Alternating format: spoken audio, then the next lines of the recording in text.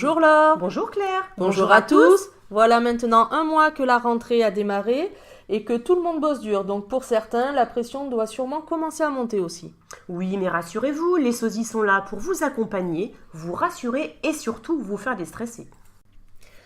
Comme vous l'avez compris, donc le sujet du jour sera la pression et surtout la pression scolaire. Car les parents et les ados, vous vivez ce stress de façon différente et souvent vous n'osez pas en parler. Donc surtout, la priorité, c'est de pouvoir trouver des moyens d'y remédier en prenant soin de soi avant tout. Oui, tu as raison Claire, on peut aussi entendre parler de stress scolaire pour l'adolescent et de pression parentale face aux résultats scolaires pour les parents. En gros, pour résumer, les désirs des parents à l'égard de la réussite scolaire de leurs ados déclenchent un stress élevé chez les ados. Cette pression peut avoir de graves répercussions sur les jeunes et donc il est intéressant de comprendre ce qui se passe pour l'éviter et que l'année soit sereine. Oui, c'est sûr, chaque parent souhaite ce qu'il y a de mieux pour son enfant et surtout il désire qu'il réussisse dans la vie. Et on pense que la réussite, elle va forcément passer par les bons résultats scolaires. Tu as raison Laure, on voit toujours nos enfants ingénieurs, médecins, plutôt que de les voir éboueurs ou agents d'entretien, ça c'est sûr. Mais pourtant, il ne faut pas oublier qu'il n'y a pas de sous-métier. Du moment que notre enfant s'épanouit et fait ce qui lui plaît, le métier conviendra et sera tout à fait honorable. Et oui, effectivement, faire ce qui plaît, c'est vraiment le plus important. Alors les parents, faites attention, parce que quand l'exigence devient lourde, pesante, ça met vraiment trop la pression.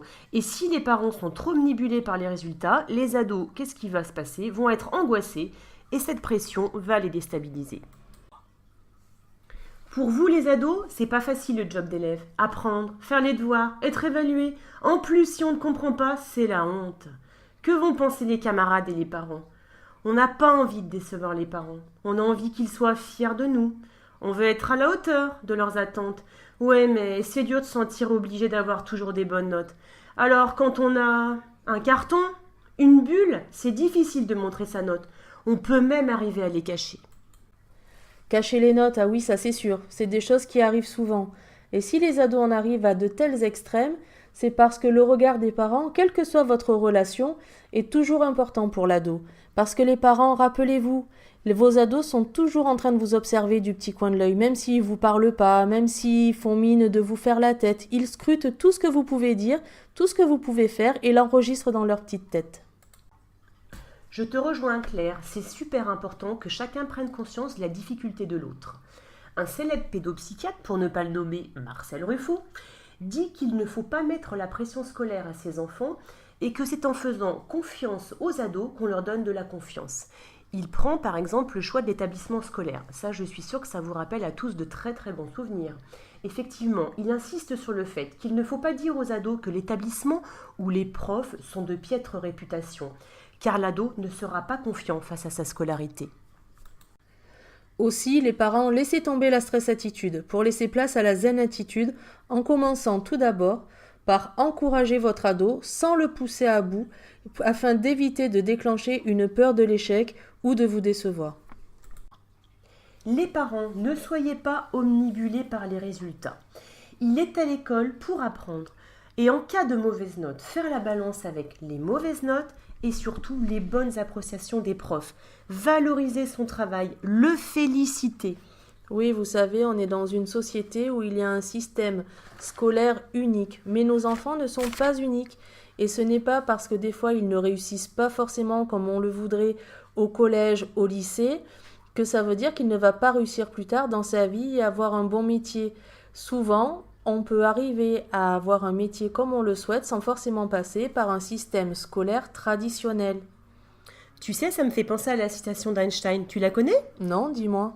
Eh bien, la citation dit « Tout le monde est un génie, mais si vous jugez un poisson sur ses capacités à grimper aux arbres, il passera sa vie à croire qu'il est stupide. » Tu vois, Claire, pour éviter que le petit poisson se sente stupide, aimer son ado tel qu'il est, pas comme on voudrait qu'il soit, ou comme nous, parents, on n'a pas pu être.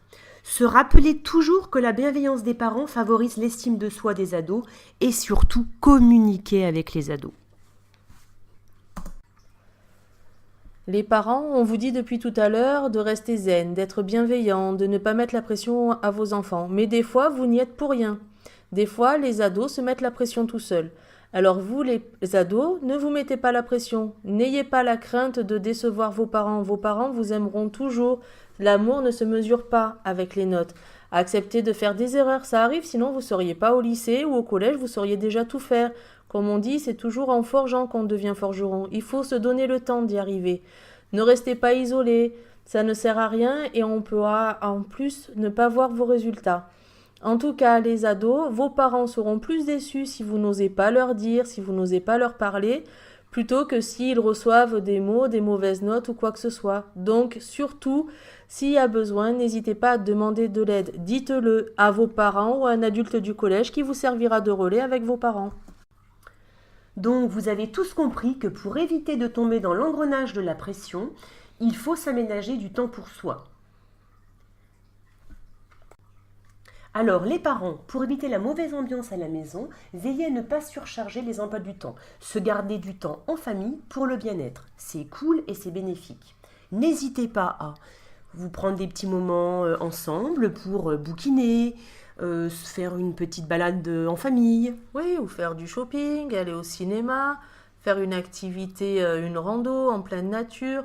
Voilà, c'est pas parce que votre ado maintenant a 12, 13, 14, 15, 16, 18 ans que ça veut dire que les sorties en famille, tous ensemble, sont terminées. Oui, tu as complètement raison, Claire. Et puis, zen attitude, comme on vous l'a déjà dit. Bon, et bien maintenant, on va vous laisser méditer sur nos beaux conseils. Dis-moi, Claire, t'as une idée du prochain sujet ? Ah ben j'avais une petite idée, je me disais qu'on pourrait peut-être discuter sur les ados entre eux et voir un peu l'influence qu'ils peuvent avoir les uns sur les autres. Qu'est-ce que tu en penses ? Ouais, très bien, ça me convient. Eh bien, maintenant, on vous dit à bientôt. Sosimment vôtre !